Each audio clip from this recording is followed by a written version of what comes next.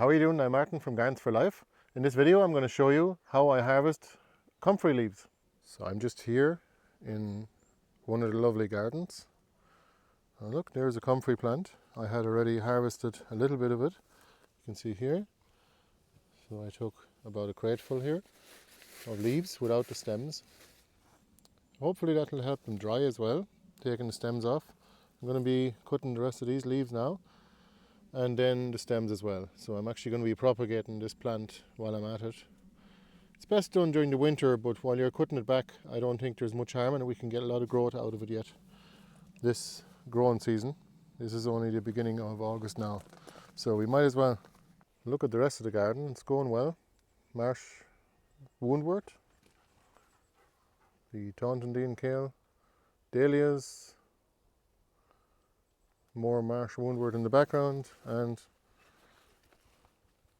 the comfrey. We also have a feverfew over here. It's another great medicinal plant.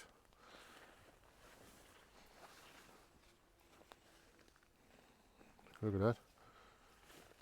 It's the Daubenton kale. Overall, comfrey is just a great plant for making compost tea, for example, but also for making all kinds of different herbal remedies as well. So let's take a look at it here, and we'll put you on a tripod. So what I like to do is either you can cut the stems at the very bottom, or you can work from the top. You simply take some of the leaves,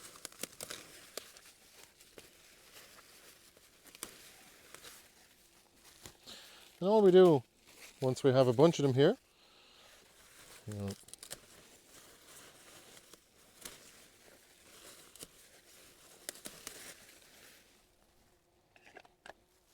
so once we've got a bunch of them here, we simply give them a shake and just check for insects real quick, just to try and avoid bringing them into the greenhouse or into the dryer.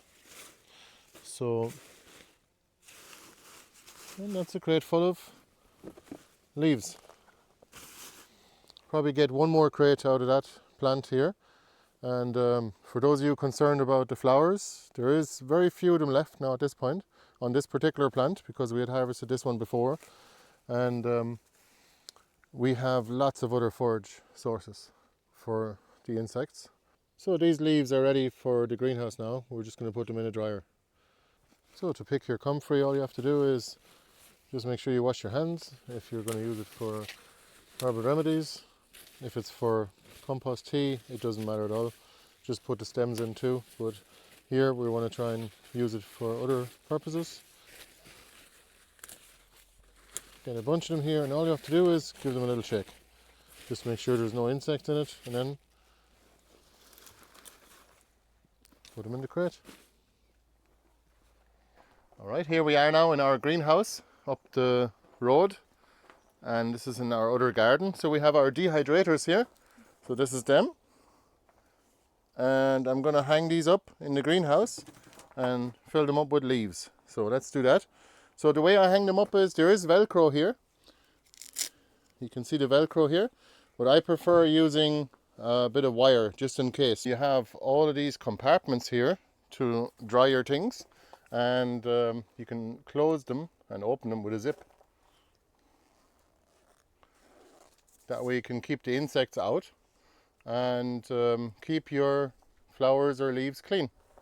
So let's open them all up, and then I'm going to put the leaves in. So we'll just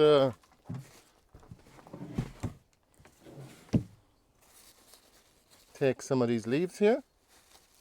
Just take a few at a time, and we can put them in here and spread them out very well.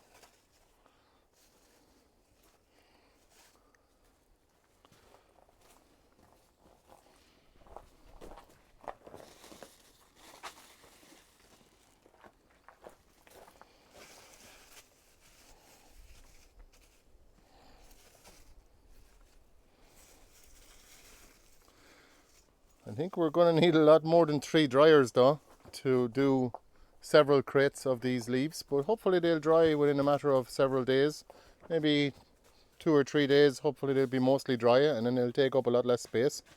But especially these stems here, they contain probably most of the moisture, That's why I cut off the rest of the stems earlier. So let's fill them up and get it all done. I think I can actually get away with standing up some of the leaves to get more area for drying. I wouldn't overlap them now. I try and keep them separate, and that way we can get some more room as well in our dryers. You see here, only a single layer of leaf is what you want. Now this compartment here is full, so we're going to close it.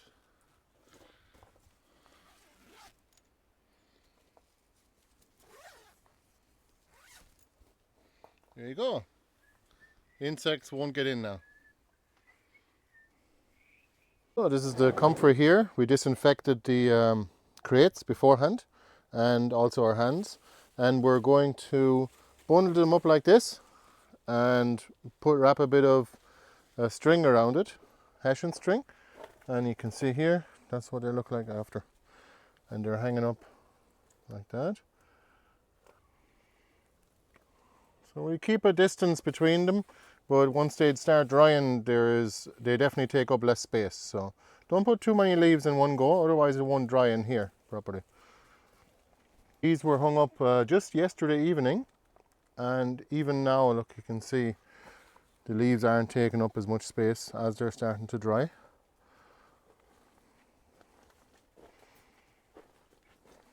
And here are the other leaves in our dryers. This is after one day and they're coming along.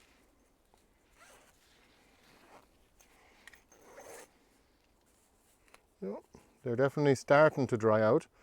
I wouldn't put them in, I'd say try and keep them just one layer if you can, because they'll dry much quicker and less chance of mold that way as well. And that's it. So we'll give these a few days. So for those of you still watching now, thank you, and we will see you the next time. We're going to make a video of what it looks like when it's completely dried, and then we're going to start making some oils, and with that some creams and balms as well. I'm not sure if we're going to make a comfrey tincture. I'm not sure what the application would be, but I'm going to double check, and we'll see what we can do next time in a few weeks' time.